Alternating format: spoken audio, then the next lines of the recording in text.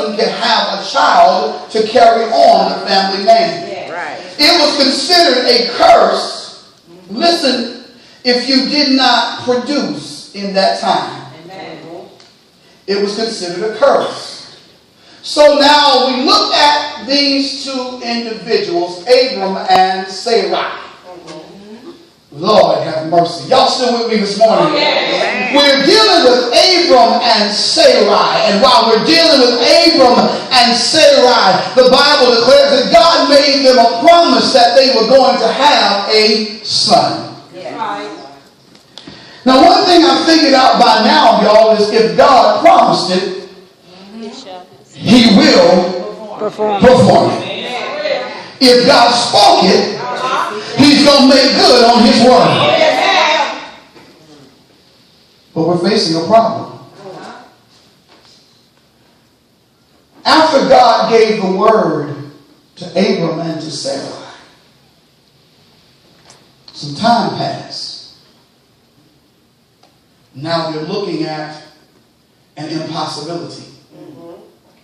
Well, it wasn't quite impossible yet. It was next to impossible. I need to know, I don't know who I'm preaching to, but I feel like I'm preaching to somebody right now. You're dealing with some next to impossible situations.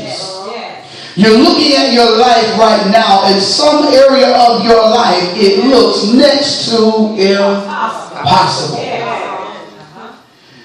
And one of the things that we tend to do when we start dealing with the next to impossible is we try to work things out ourselves.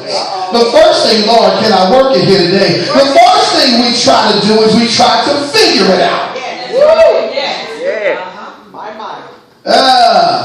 We try to figure the thing out. And while we're trying to figure it out, we're trying to work a little plan, put it all together, and Lord have mercy, we think we got it all worked out.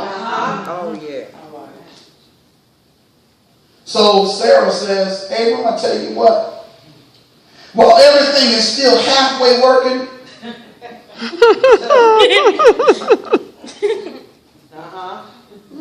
while everything is still halfway working, go holler at my girl Hagar. I'm going to let her be your wife to produce a baby. In other words, we know it now as your surrogate. That's right.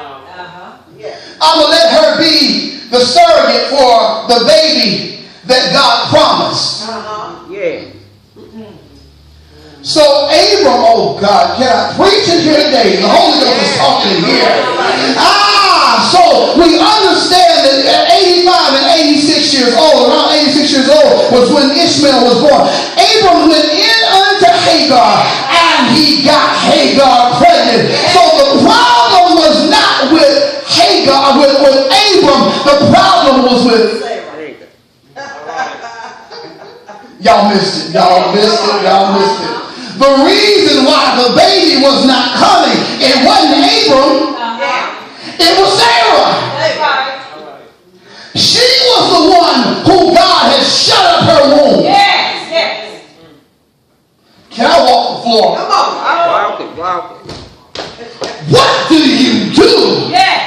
See, this goes against what Christian folk want to believe. We try to believe that God is always allowing good things to happen, and when bad things happen, it must not be God. But oh Lord, I'm reminded of a blind man. The Bible declared that when they asked the question, they said, who did sin? This man or his parents did sin? Jesus said, none of them sinned, but this happened so that God can get the glory. What do you do when the things that God allows to happen in your life don't make sense? They don't line up with what you think they ought to look like. What do you do with that? Come on. What do you do if God is the one who shut up Sarah's room? My. Wait, that doesn't make sense, because God is the one who blesses you. God is the one who takes care of you. God's the one who brings all these good things. But wait a minute, what do you do when your womb is shut up and it's not the devil? All right. That's right.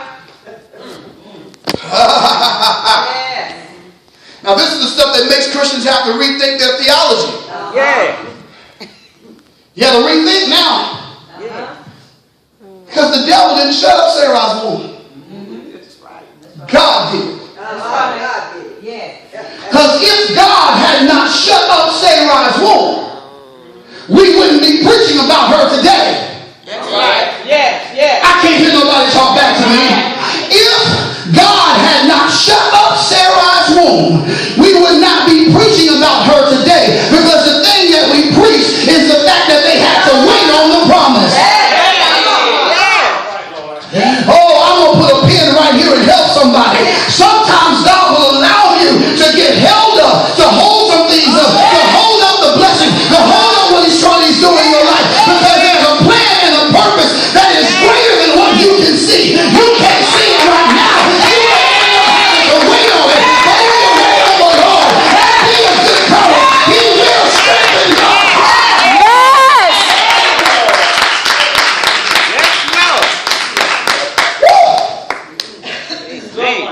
Sometimes when God shuts up your womb, see, you would never learn, Khadijah, what it means to trust Him.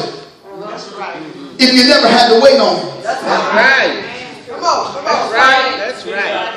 You would never learn what it means to have faith. That's right. Faith isn't faith until it's tested. That's right.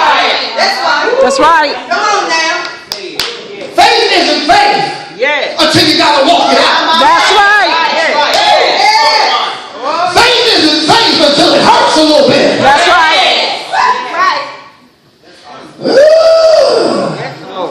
What do you do when God's trying to develop your faith? But I'm going to get you even better right here. Not only is God trying to develop your faith, but He's trying to use your life as an evidence of faith. So somebody else can look at you and see how you went through your storm, how you went through your waiting period, how you went through your crying days. They're looking at you to see how you went through it. And if you go through it well, and the way you go through it will help them get faith in God. Yes. Tell somebody, tell them you got to go through right. You got to go through right. You got to go through right. Yes, God. Yes, God. Hallelujah. So, here's how we're going to identify. Now, Sarah, her handmaiden got pregnant. Watch this, y'all. And when Hagar got pregnant, she looked at Hagar and got upset. Lord have mercy. You might want to write this one down. One of the first signs of Sarah syndrome is when we get what we thought we wanted. Right. And it really wasn't what we wanted after all.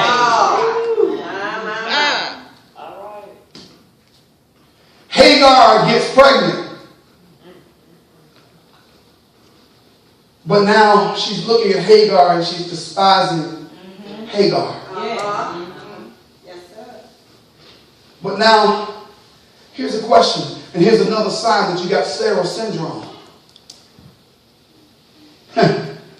You got Sarah syndrome when you complain about the struggle, but you created the conflict. Come on now. You complain about what you're in. Can I please, will y'all let me talk in here for a minute? Come on. You created the conflict.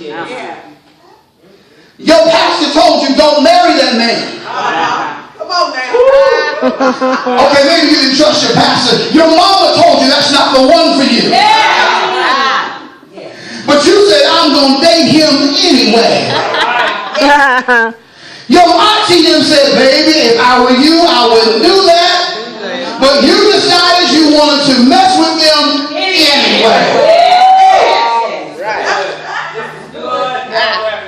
Now when you got what you thought you wanted, you wish you never had it in the first place.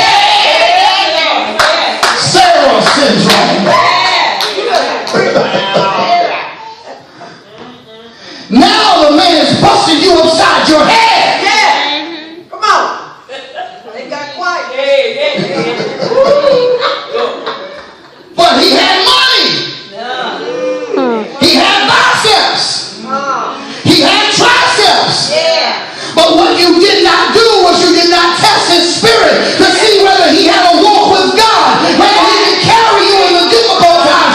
Not did he have money to carry you, but did he have a relationship with God? When you need somebody who can pray you through, he knows how to go to God and get an answer. You didn't want to wait on that. So now you're on the phone with your girlfriends. And y'all talking about the man you got or the woman you got. And you're wishing, Lord, why did I get myself into that? Right. Anybody know what I'm talking Yes, about? sir. Or can I go a little further, y'all? Here's another sign you got Sarah syndrome. Deadlines start approaching. And you start rushing to figure out alternative ways to work the thing into the plan. Okay. Y'all missed it. All right. Deadlines, watch this. Deadlines approach and things still look impossible. Yes. And you try to fix it yourself instead of standing resolute on what God told you in the first place. God spoke, gave you a promise, but now because it seems like the promise is delayed, seems like you've been denied. Oh, the Bible declared that when Sarah in chapter 16 said that she was barren, she said, God has restrained me from bearing. But I got a promise. So I figure I'll just go ahead and, because we're working up on a deadline now. Abram, you're about 85 years old, so since you're about